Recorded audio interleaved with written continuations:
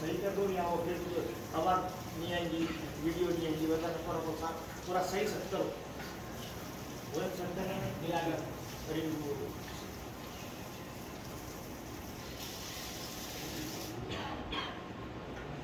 Volume بڑھایا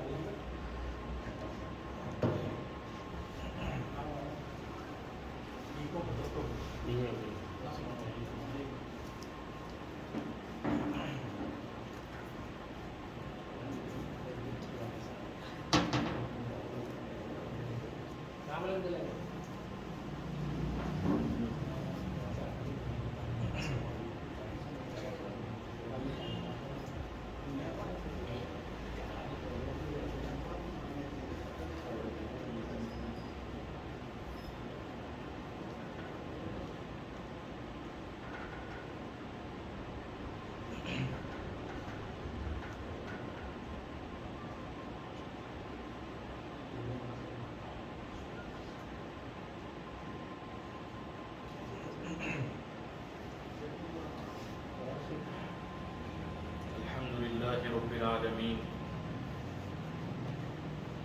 والصلاة والسلام على رسوله الأمين أما بعد أعوذ بالله من الشيطان الرجيم بسم الله الرحمن الرحيم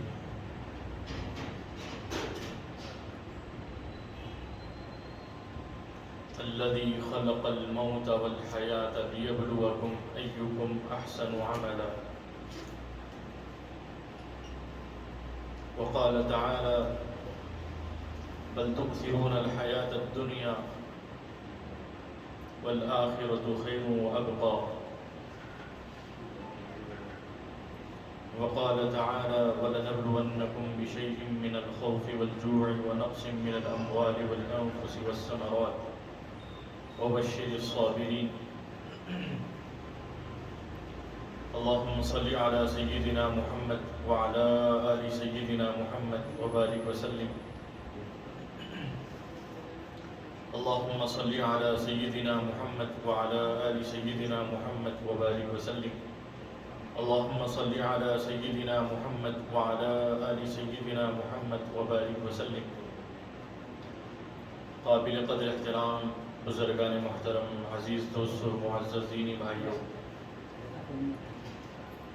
اللہ تبارک و تعالیٰ کا بہت بڑا احسان ہے اور کرم ہے کہ رمضان المبارک کا پہلا عشرہ بھی مکمل ہوا اور الحمدللہ دوسرا عشرہ بھی ہم مکمل کرنے جا رہے ہیں. زندگی کا جو حصہ بھی عبادتوں میں، طاعت میں گزر جائے وہ بہت بڑی نعمت ہے، بہت غنیمت ہے. اس لیے کہ زندگی کا جو حصہ گناہوں میں گزر جائے، اللہ کی نافرمانی میں گزرے، تو وہ انتہائی درجے افسوس اور ملامت، بہت زیادہ فکر کرنے کے لائق. اس لیے اس پر اللہ کا شکر بھی ادا کرنا چاہیے کہ اللہ تعالیٰ نے صحت و عافیت کے ساتھ ہم کو رمضان المبارک کی کچھ عبادتیں کرنے کی توفیق نصیب فرمائے. میرے بھائیوں، اللہ تبارک و تعالیٰ نے ہم سب کو پیدا کیا ہے اور یہ جو زندگی ہم کو دی ہے یہ اللہ کی بہت بڑی نعمت ہے. زندگی کی مثال ایسی ہے جیسے کوئی آدمی کسی کو ڈالر چھاپنے کی مشین دے دے. آپ کے ہاتھ میں اگر ڈالر چھاپنے کی اگر مشین دے دی جائے اور آپ سے یہ بولے کہ جتنی چاہیں آپ جتنے چاہیں ڈالر چھاپ لیجئے، تو کوئی انسان ایسا نہیں ہوگا کہ میں تھوڑے سے کچھ کما لوں اور تھوڑا سا کچھ لے لوں اس کے بعد پھر بس کافی ہے، ایسا نہیں کہے گا. وہ تو زیادہ سے زیادہ چھاپنے کی کوشش کرتے رہے گا. بالکل اسی طریقے سے یہ دنیاوی زندگی، اس کا جتنا بھی وقت ہمارا آخرت کو بنانے میں لگ جائے تو سمجھیے کہ وہ بس ہماری اصل زندگی. اسی لیے ایک اللہ والے سے کسی نے پوچھا کہ بھائی آپ کی عمر کیا ہے؟ 60-70 سال ان کی عمر تھی. تو انہوں نے کہا کہ میری عمر 15 سال. انہوں نے تعجب سے پوچھا کہ بھئی یہ کیا بات ہے، آپ اتنے بڑے دکھ رہے ہیں، بال سفید ہو گئے، بڑھاپے کا عالم نظر آ رہا ہے، اور آپ کہہ رہے ہیں 15 سال. تو انہوں نے کہا کہ دیکھو اصل بات تو یہ ہے کہ میری 15 سال سے جو میری زندگی گزر رہی ہے، میں یہ توبہ طائب ہو کر میرے رب کو راضی کر کے عبادت میں یہ میری زندگی گزری ہے. تو یہ میری زندگی کے اصل 15 سال ہے، یہی میری اصل زندگی ہے، اور اس سے پہلے کی جو زندگی ہے وہ زندگی نہیں، شرمندگی. وہ تو گناہوں میں، نافرمانیوں میں گزار دیا، وہ تو بس میری سمجھیے کہ شرمندگی ہے. اصل زندگی یہ 15 سال کی ہے جو میں نے اطاعت میں گزاری. دوسری بات یہ ہے کہ یہ دنیا دھوکے کا گھر ہے، یہاں ہر کسی کو دھوکا لگتا ہے. ایسا نہیں کہ کوئی کم پڑھا ہے، کوئی جاہل ہے، اس کو دھوکا لگ گیا، نہیں، بلکہ اچھے پڑھے لکھے لوگوں کو بھی اس دنیا میں دھوکا لگتا ہے. جیسے آج ہم کو مختلف قسم کے دھوکے لگتے ہیں. 3 طرح کی غفلتوں میں آج کا انسان پڑا ہوا ہے. آج ہم یہ سمجھ رہے ہیں کہ کرونا جو وائرس ہے، یہ جو وبا ہے، اس سے بڑی شاید کوئی بیماری نہیں ہے، یہ ہمارے ذہن میں. لیکن آپ یہ ذہن میں بٹھائیے کہ اس وائرس سے، اس کرونا سے بھی بڑھ کر ایک بیماری، وہ بیماری ہے غفلت کی. غفلت سے بڑھ کر کوئی اور بیماری نہیں. آج انسان کو ایک غفلت، ایک دھوکہ یہ ہے کہ وہ آخرت کو بنانے کے بجائے دنیا کو بنانے میں لگا ہوا ہے. حق تو یہ تھا کہ وہ اپنی آخرت کی تیاری کرتا، آخرت کو بنانے کی کوشش کرتا، یہ ہونی چاہیے. لیکن وہ آخرت کو بنانے کے بجائے دنیا کو بنانے میں لگا ہوا. ہر کسی کو دیکھیں، بس وہ اپنی دنیا کو سجانے میں، ہر کسی کے ذہن میں ایک پلان ہے، ڈریم ہے، وہ اسی پلان کے مطابق جیے جا رہا ہے، جیے جا رہا ہے. ایک ذہن میں خاکہ ہے کہ بھئی میرا ایک گھر ہو جائے، بچے ایسے ہوں، ایک کار ہو، گاڑی ہو، عزت ہو. ہر کسی کے ذہن میں ایک تصور ہے، اسی کو بس ہم لے کر آگے بڑھ رہے ہیں. اور گویا ہم اس دنیا کی جو مثال ہے، پل ہے، پل برج جو ہوتا ہے، اس پر ہم اپنی دنیا کو بنانے میں لگے ہوئے. ہر کوئی، اور کوئی عقل مند انسان جو برج ہوتا ہے اس پل پر کوئی اپنی دنیا نہیں بناتا، اپنا گھر نہیں بناتا ہے، اس لیے کہ وہ کبھی بھی گر سکتا ہے. تو ایک تو یہ دھوکہ ہے کہ وہ دنیا کو بنانے میں لگا ہوا، آخرت کو بھول چکا ہے. آخرت کی یاد اس کے دل میں نہیں ہے، آخرت کی فکر اس کے پاس نہیں. دوسرا، اپنے من کو بنانے کے بجائے اپنے تن کو بنانے میں انسان لگا ہوا ہے، ظاہر کو بنانے میں لگا ہوا ہے. ہر کوئی، اس کا جو اندر والا انسان ہے اس کی کوئی فکر ہم کو نہیں. ہر انسان میں 2 شخصیتیں ہیں. ایک شخصیت جو آپ کی جو نظر آ رہی ہے یہ، دوسری جو شخصیت ہے وہ اندر والا انسان ہے، وہی انسان اصل ہے. شریعت کا پورا خلاصہ اگر آپ دیکھ لیں گے تو اسی اندر والے انسان کو بنانے کے لیے، اور وہ ہمارا انسان جو ہے انتہائی درجے کمزور ہو چکا ہے. ہم اچھے خاصی ہیں، ہم یہ چاہتے ہیں کہ ہمارا جسم ہیلدی رہے، ہم طاقتور رہے، مضبوط رہے، اس کی پوری کوشش ہم کر رہے ہیں. لیکن اندر والا جو انسان ہے وہ انتہائی درجے کمزور ہو چکا ہے. جیسے کوئی کہتے ہیں نا کہ بھائی صرف پھونک مارے تو پتہ نہیں وہ کہاں غائب ہو جائے گا، اتنا کمزور ہو چکا ہے، کہاں ہواؤں میں اڑ اڑ کر چلے جائے گا. اس لیے کہ انسان اور جانوروں میں کوئی فرق نہیں. انسان کو بھی کھانے پینے کی ضرورت ہے، جانوروں کو بھی کھانے پینے کی ضرورت ہے. انسانوں میں بھی میل کو فیمیل کی ضرورت ہے، فیمیل کو میل کی ضرورت ہے، جانوروں میں بھی ہر چیز ہی برابر ہے. اصل جو چیز ہے وہ انسان کے اندر یہ جو چیز رکھی گئی ہے، ایمان اور اس کے اندر والے انسان کو اچھا بنانا، اسی کے ذریعے سے اس کے اندر فرق رکھا گیا. آپ دنیا میں کسی کو کھلا دیے، پلا دیے، تو آپ دیکھتے ہیں کہ وہ کھا رہا ہے لیکن آپ اپنے اندر ایک انرجی فیل کرتے ہیں. کھانا وہ کھا رہا ہے، پانی وہ پی رہا ہے، لیکن آپ ایسا محسوس کرتے ہیں کہ واقعی آج میں کچھ اس کو دیکھ کر کہ بھائی ایک پیاسے کو میں پانی پلا دیا، کھانا کھلا دیا. اس کا مطلب یہ ہوا کہ آپ کے وہ اندر والے انسان کو ڈائٹ مل رہی ہے، اس کو کچھ چیز دے رہے ہیں آپ.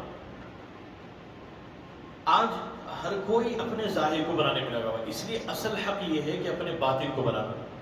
اس لیے کہ اندر جو غفلتیں ہیں، آج ہم کو یہ جو وبا، اس مرض سے دنیا کی ظاہری موت نظر آ رہی ہے، بیماری نظر آ رہی ہے اور موت نظر آ رہی ہے کہ لاشیں گر رہی ہے، موت نظر آئی، لیکن ہمارے اندر والے انسان کی موت کسی کو نظر نہیں آ رہی. وہ کتنا کمزور ہو، کتنی بیماریاں اس کے اندر ہو چکی ہے، کیا کیا حسد کی بیماری ہے، دکھاوا ہے، ریاکاری ہے، لوگوں سے جلنا ہے، بغض، دشمنی ہے، بدلہ لینے کا جذبہ ہے، پتہ نہیں کیا کیا چیزیں. ایک بات پر یہ غور کیجئے کہ آپ یہ بتائیے کہ شیطان جو تھا، کیا اس نے مرڈر کیا تھا، زنا کیا تھا، چوری کی تھی، کیا کیا تھا؟ کس وجہ سے اللہ تعالیٰ اس کو نکال دیے؟ وہی وہ اندر والا گناہ تھا اس کے اندر، تکبر والا، میں اپنے آپ کو بڑا بتانا، اور آدم علیہ السلام کو چھوٹا. مجھے پیدا کیا گیا ہے آگ سے، آدم کو مٹی سے. تو ایک گناہ جو اپنے آپ کو تکبر، بڑا بتانے والا جو گناہ تھا، وہ ایک گناہ کی وجہ سے شیطان اللہ تعالیٰ کے دربار سے دھتکار دیا گیا، نکال دیا گیا. تو ہمارے اندر ایسے کتنے گناہ ہیں ہم کو پتہ ہی نہیں ہے. ایک ایک گناہ بھی انسان کا اس کو جہنم میں لے جانے کے لیے کافی، اس کو ہم معمولی سمجھے ہوئے. یہ جو دنیا کی جو غفلت میں ہم پڑے ہوئے ہیں، یہ اس سے بچنا ہمارا بہت ضروری ہے. ہم میں اور اللہ والوں میں یہی فرق ہوتا ہے.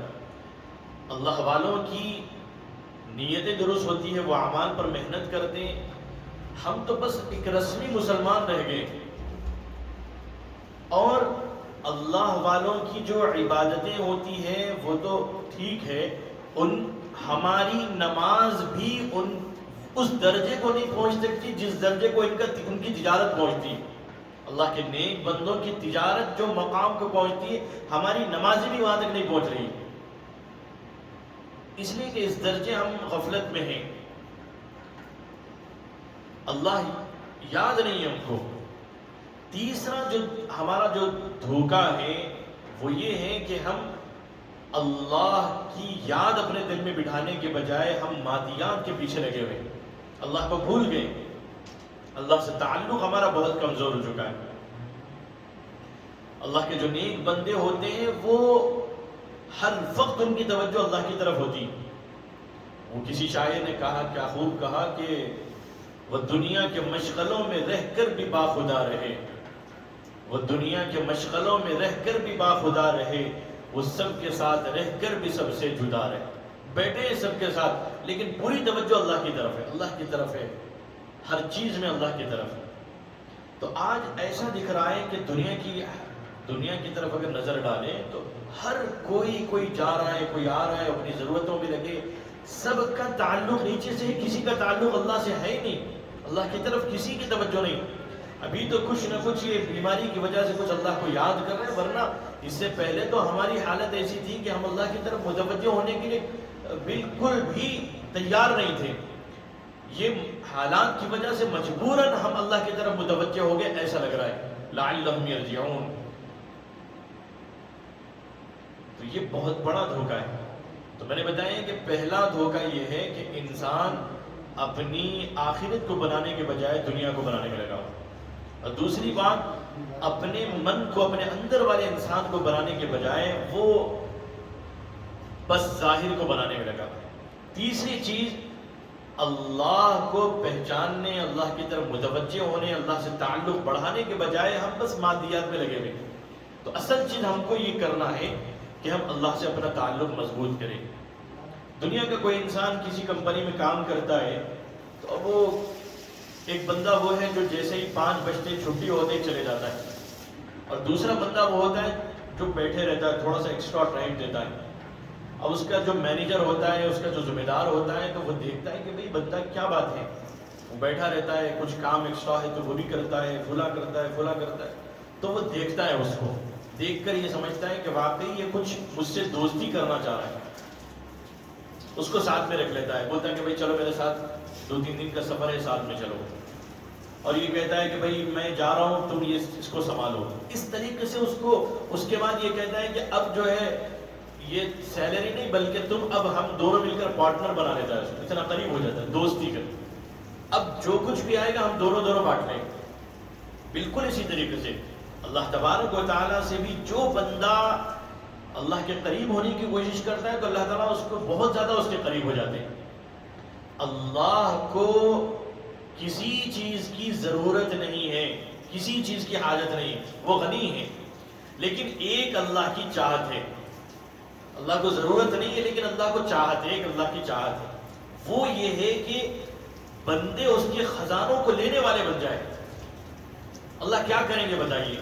جنت لے کر اللہ کو کیا، اللہ جنت میں رہیں گے؟ اللہ کو جنت کی ضرورت نہیں ہے، نعمتوں کی ضرورت نہیں ہے، وہ سب چیزیں کس کے لیے کس کے لیے رکھے اللہ تعالیٰ؟ اللہ کو تو کسی چیز کی ضرورت نہیں ہے، نہ اللہ کو اولاد کی ضرورت ہے، نہ بیوی کی ضرورت ہے، نہ روپے پیسوں کی ضرورت ہے، نہ کسی چیز کے کھانے کی ضرورت، کسی چیز کی ضرورت نہیں ہے۔ تو پھر آپ یہ بتائیے کہ اللہ تعالیٰ کریں گے کیا یہ سب چیزیں رکھ کر؟ اللہ کی چاہت ہے کہ بندے ان چیزوں کو لینے والے بن جائے، بس میرے خزانے، میری جنت کو لینے والے بن جائے، میرے خزانوں کو لینے والے بن جائے۔ اور جو اللہ کے جیسے دنیا کا میں نے بتایا مثال دے کر کہ وہ جیسے پارٹنر بنا لیتا ہے، جیسے ہی اللہ تعالیٰ سے جب دوستی کرتے ہیں تو پھر اللہ تعالیٰ بھی اس کو دیتے ہیں۔ اللہ تعالیٰ کیا کریں گے؟ کچھ دیں گے، کیا دیں گے اللہ تعالیٰ؟ اللہ تعالیٰ بھی اپنی شان سے بندے کو دیں گے، اللہ اپنے قریب کر لیں گے، اس کے بعد اس کے خزانوں سے اس کو دیں گے جہاں سے اس کو تصور بھی نہیں ہوگا۔ اس لیے کہ اللہ کریم بلکہ اکرم ہے، ربک الاکرم، تو خوب دینے والے، ان کا مزاج ہی دینا ہے۔ اس لیے وہ کہتے ہیں ما یفعل اللہ بعذابکم ان شکرتم، کہ اللہ کو کیا ملے گا عذاب دے کر، اللہ کو کیا ملے گا تم کو عذاب دے کر، اگر تم دو کام کر لو، ان شکرتم و آمنتم، شکر گزاری کی زندگی گزارو، ایمان لاؤ اور شکر گزار بندے بن جاؤ، اللہ تعالیٰ ہرگز جہنم میں ڈالنا نہیں چاہتا۔ ایک صحابی اللہ کے نبی علیہ السلام کے پاس حاضر ہوئی اور کہا کہ اللہ کے رسول، یہ میرا بچہ ہے، اور اس زمانے میں جو روٹیاں بنانے کا انتظام تھا، تنور ہوتا تھا، آگ کی بھٹی ہوتی تھی، اس کے اندر روٹیاں لگائی جاتی تھی، میں روٹیاں پکاتی ہوں تو میرے بچے کو دور رکھتی ہوں، میں خود آگ میں اندر جھانکتی ہوں اور وہ روٹیوں کو بنانے کی پوری کوشش کرتی ہوں، لیکن میرے بچے کو اس کی چنگاری بھی اڑ کر نہ آئے، اس سے میں دور رکھتی ہوں، یہ مجھے اپنے بچے سے محبت ہے۔ تو وہ صحابی اللہ کے نبی علیہ السلام سے سوال کر رہی ہے، آپ مجھے یہ بتائیے کہ مجھے اپنے بچے سے اتنی محبت ہے اور میں اس بچے کو اس آگ کی چنگاری بھی پڑنے نہیں دیتی، تو کیا اللہ تبارک و تعالیٰ کو تو 70 ماؤں سے زیادہ محبت ہے، تو کیا اللہ تعالیٰ اپنے بندوں کو جہنم میں ڈالے؟ نبی اکرم صلی اللہ علیہ وسلم اپنی نظر مبارک نیچے کر لیے، سر کو جھکا لیے، آپ کے آنکھوں سے آنسو جاری ہو گئے اس صحابیہ کے جملوں کو سن کر۔ واقعی بڑا پیارا اس بندی کا تصور تھا کہ میں اپنے بچے کو ایک آگ کی چنگاری لگنے نہیں، تو اللہ تبارک و تعالیٰ اپنے بندے کو کیسے جہنم میں ڈالے؟ اس کے بعد قرآن کریم کی آیت نازل ہوئی، وَمَا ظَلَمَهُمُ اللَّهُ وَلَكِنْ كَانُوا أَنفُسَهُمْ يَظْلِمُونَ، کہ اللہ تعالیٰ بندوں پر ظلم نہیں کرتے لیکن بندے خود اپنے آپ پر ظلم کر لیتے، اللہ کی نافرمانیاں کر کے خود جہنم کی طرف جاتے ہیں۔ جیسے اللہ کے نبی علیہ السلام نے مثال دے کر کہا ہے کہ کوئی شمع جلا دی جاتی ہے تو اس کے پروانے اس کے اطراف منڈلاتے رہتے ہیں، تو اللہ کے نبی علیہ السلام بھی جہنم کے قریب ٹھہر کر سب کو بچا رہے ہیں، ہٹا رہے ہیں کہ بھئی جہنم میں مت جاؤ، ان چیزوں سے بچ جاؤ۔ اللہ کے نبی علیہ السلام کی تو آخری خواہش تھی، لیکن ہم اللہ کی نافرمانیاں کر کر اپنے آپ کو جہنم کی طرف ڈھکیل رہے ہیں۔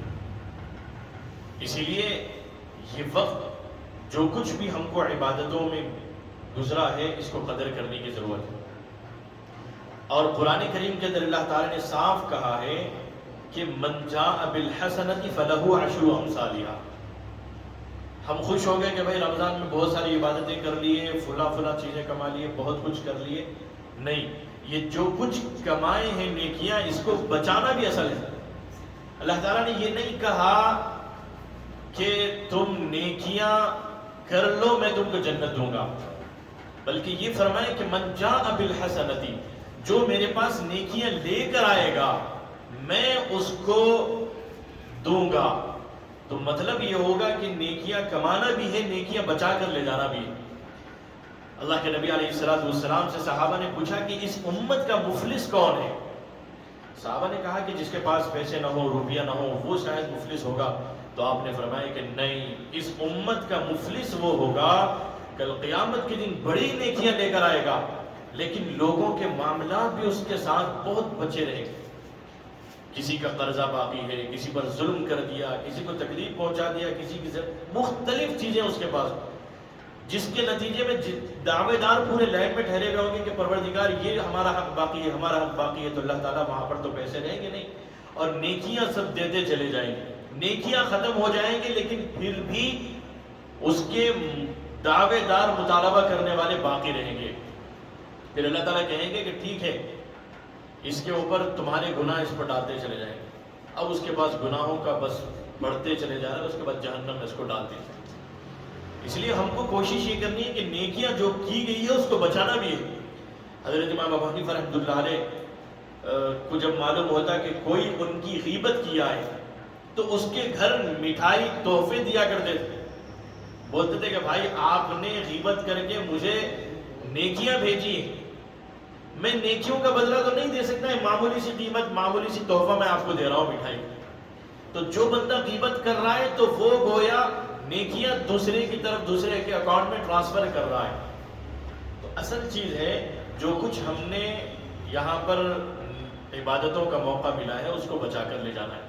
میں بات کو لمبی نہیں کرنا ہے، بات ختم کرنا ہے۔ میں نے جو باتیں بتائی اس کا خلاصہ یہ ہے کہ تین چیزیں آج کا انسان تین دھوکوں میں لگا ہوا ہے۔ ایک، آخرت کو بنانے کے بجائے دنیا کو بنانے میں لگا ہوا ہے، اپنے اندر والے انسان کو بنانے کے بجائے ظاہری طور پر اپنے آپ کو بنانے میں لگے، اور اللہ کی یاد، اللہ سے تعلق بڑھانے کے بجائے ہم مادیات میں لگے۔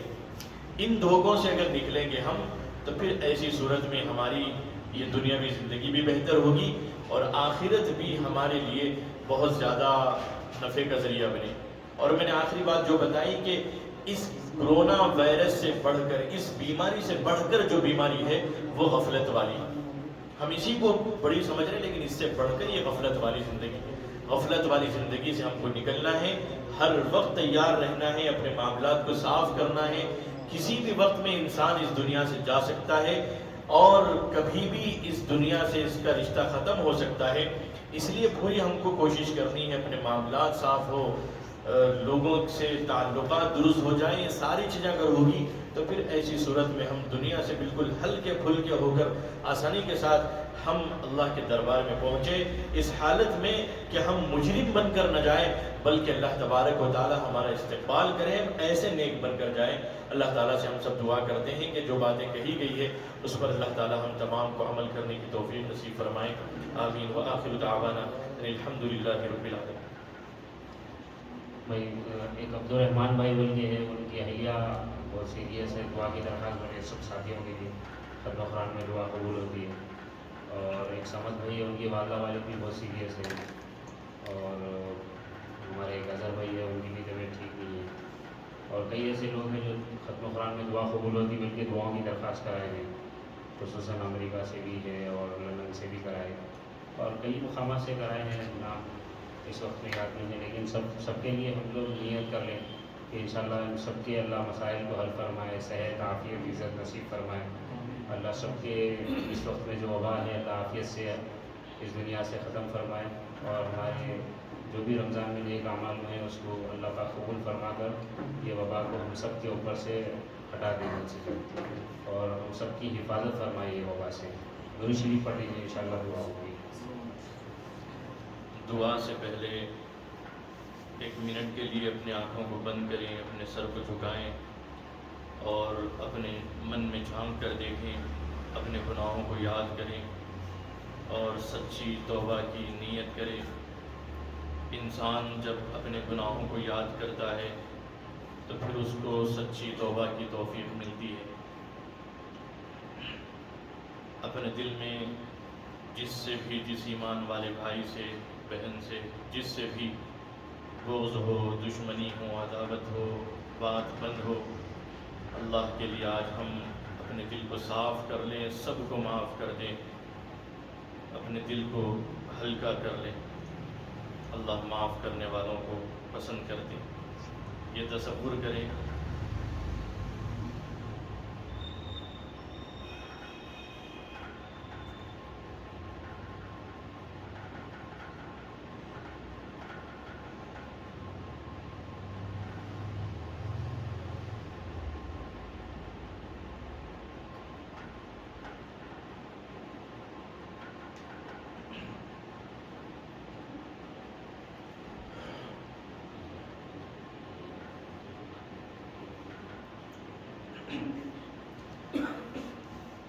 لك الحمد ولك الشكر يا الله.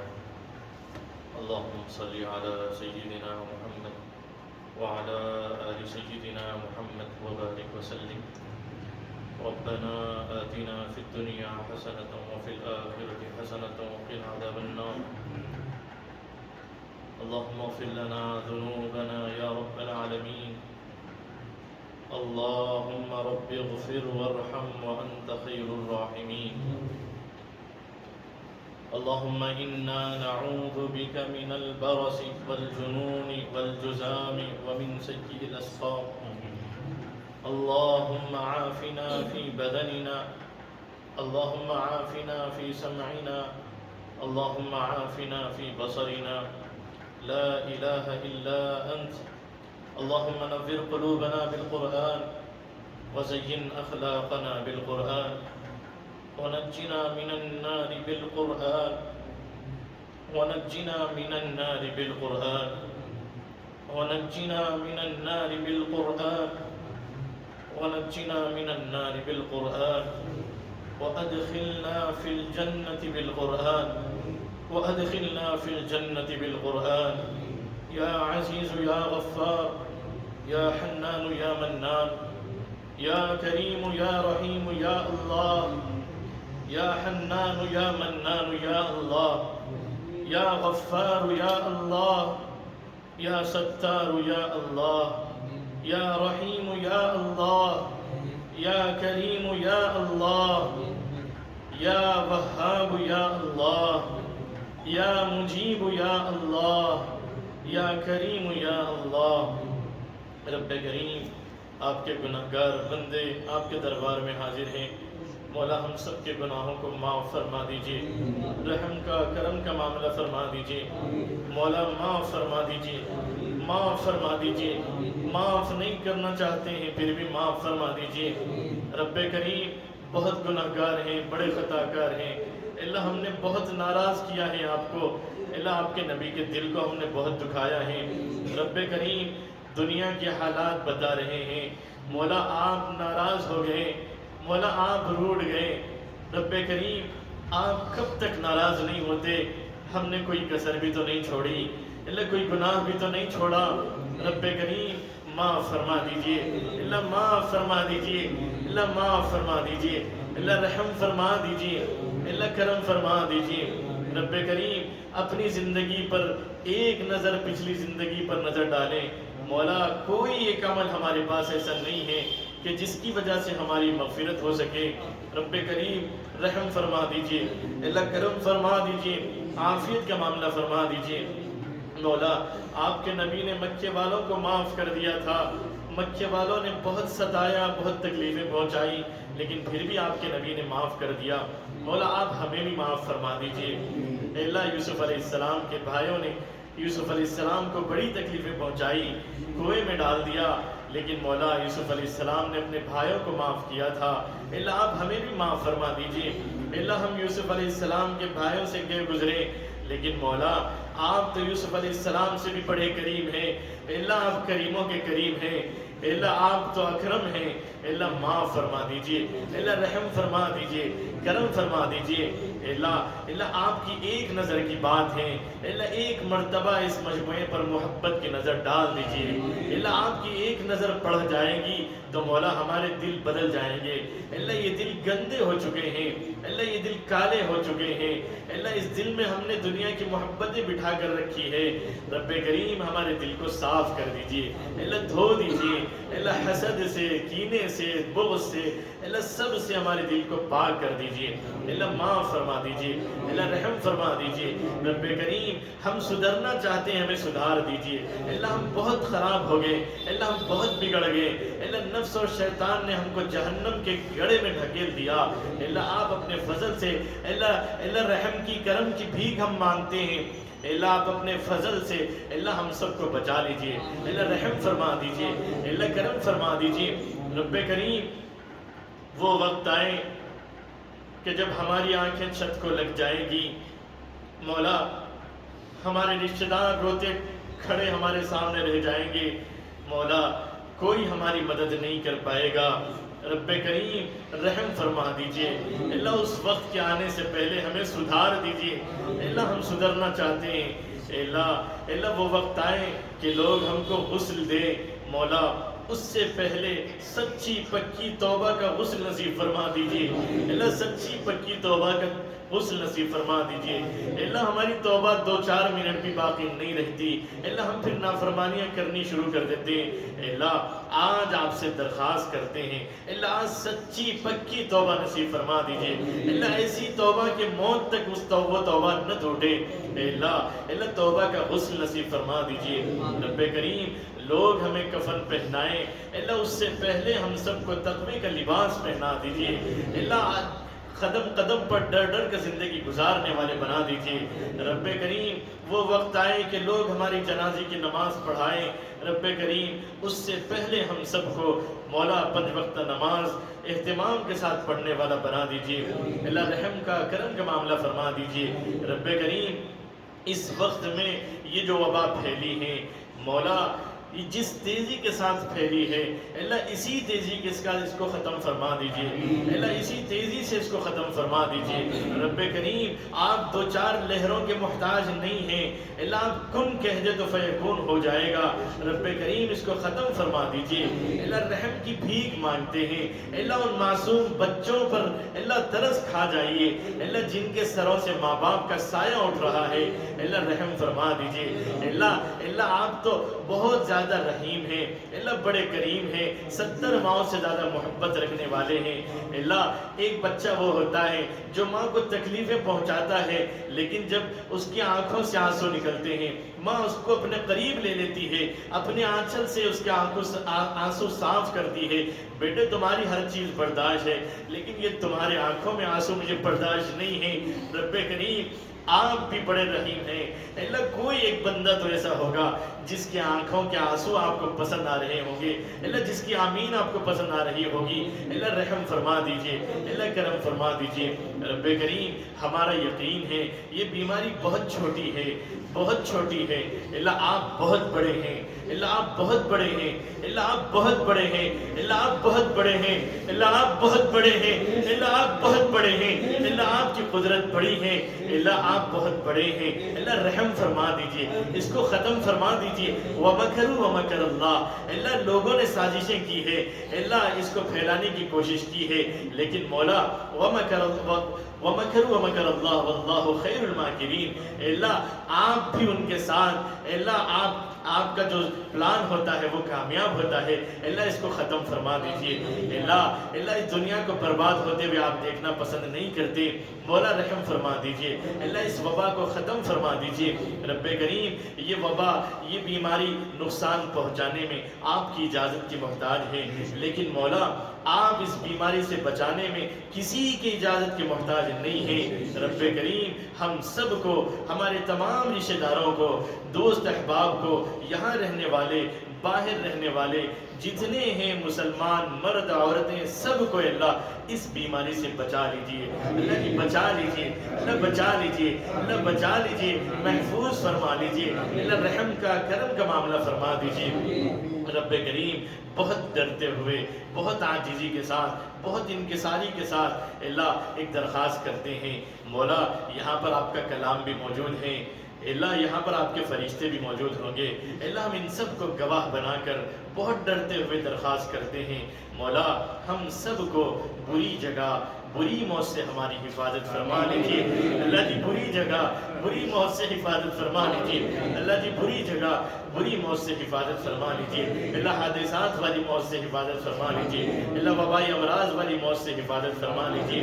رب کریم ہماری موت کو لوگوں کی تکلیف کا ذریعہ نہ بنائیے گا، اللہ رحم فرما دیجیے، اللہ کرم فرما دیجیے، اللہ ہماری گناہوں کی سزا اللہ ہماری اولاد کو نہ دیجیے گا، اللہ ان کے سروں سے سائے کو ختم نہ فرمائیے گا، اللہ ہمارے جتنے بڑے ہیں اللہ ان کا سایہ ہم پر تادیر قائم دائم فرما دیجیے، اللہ ان کی برکتوں سے اللہ ہمارے گھر روشن ہیں، اللہ ان کا سایہ تادیر قائم دائم فرما دیجیے، رب کریم ان کی عمروں میں درازگی نصیب فرما دیجیے۔ رب کریم سچی بات تو یہ ہے کہ آج ہم سب ٹینشنوں میں، ڈپریشن میں، ایگزائٹی میں، اللہ خوف کی کیفیت میں ہیں، اللہ اس کو ختم فرما دیجئے، اللہ اطمینان سکون عافیت والی زندگی نصیب فرما دیجئے۔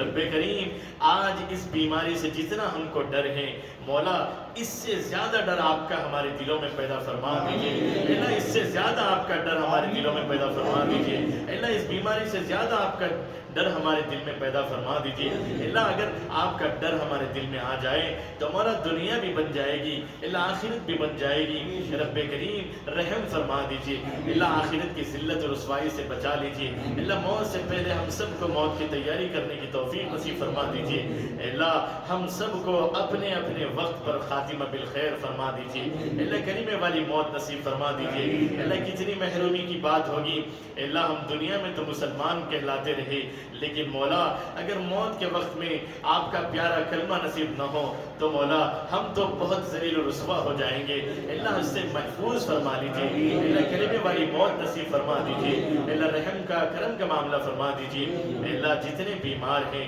اللہ ان سب کو اچھی صحت نصیب فرما دیجئے، اللہ خاص طور پر اس وائرس سے جو لوگ بیمار ہیں اللہ بہت سارے ہیں، اللہ ہم سب کا نام نہیں لے سکتے لیکن مولا آپ دلوں کو جانتے ہیں، اللہ نیتوں کو جانتے ہیں، جن حضرات کے لیے اللہ دعاؤں کی درخواست کی گئی ہے اللہ سب کو بہترین صحت عطا فرما دیجیے، اللہ جلد سے جلد شفا نصیب فرما دیجیے، اس بیماری سے چھٹکارا نصیب فرما دیجیے، اللہ جتنے لوگ اس دنیا سے جا چکے ہیں اللہ سب کی مغفرت فرما دیجیے، اللہ ان کے درجات کو بلند فرما دیجیے، رب کریم اولاد کے بگڑنے سے ہماری حفاظت فرما لیجیے، اللہ اولاد کو ہماری آنکھوں کی ٹھنڈک بنا دیجیے، اللہ ہمارے گھر کی خواتین کو بھی مولا صحابہ صحابیات والے اخلاق پیدا فرما دیجیے، اللہ ہمارے گھروں میں اطمینان سکون عافیت نصیب فرما دیجیے، اللہ دینی ماحول پیدا فرما دیجیے، رب کریم اس رمضان کو ہماری مغفرت کا ذریعہ بنا دیجیے، اللہ مغفرت کا ذریعہ بنا دیجیے، اللہ اگر مغفرت نہ ہوئی